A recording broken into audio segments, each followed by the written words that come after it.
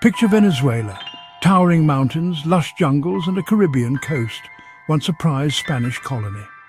For centuries, its people, natives, Europeans and Africans, laboured under distant Spanish rule, their wealth flowing overseas.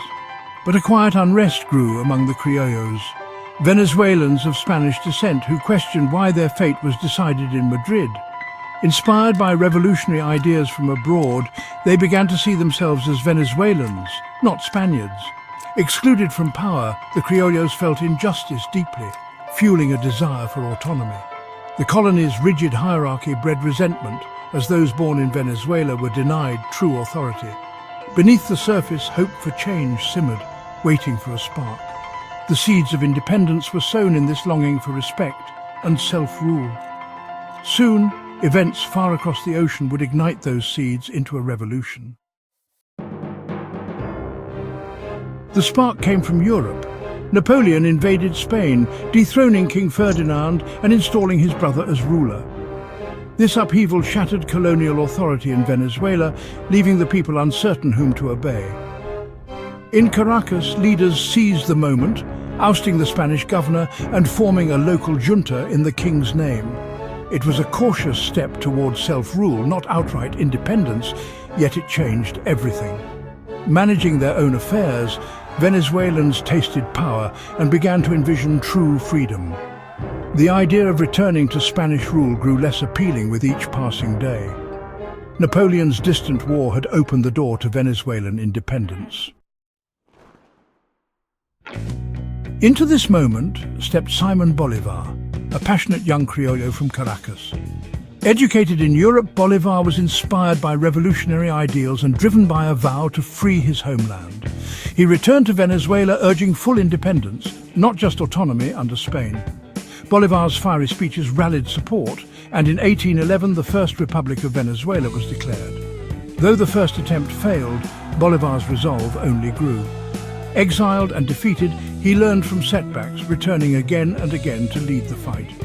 His vision expanded beyond Venezuela, dreaming of a united, free South America. Bolívar's leadership transformed him into El Libertador, the liberator. His journey was just beginning. Independence brought war, a brutal, decade-long struggle between patriots and royalists.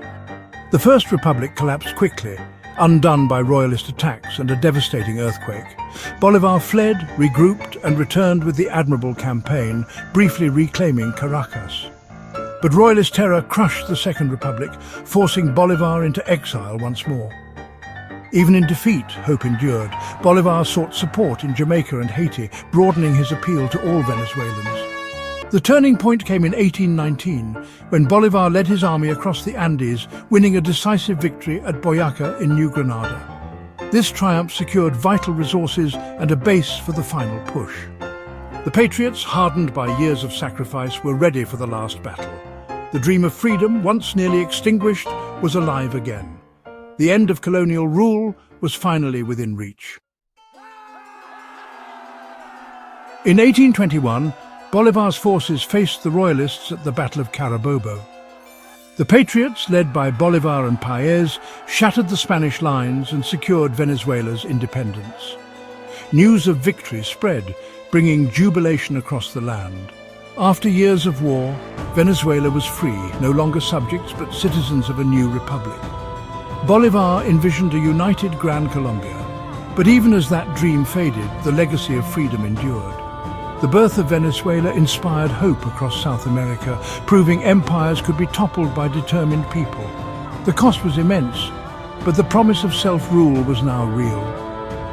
On that day, Venezuelans looked to the future with pride and hope. Their long struggle had finally given birth to a nation.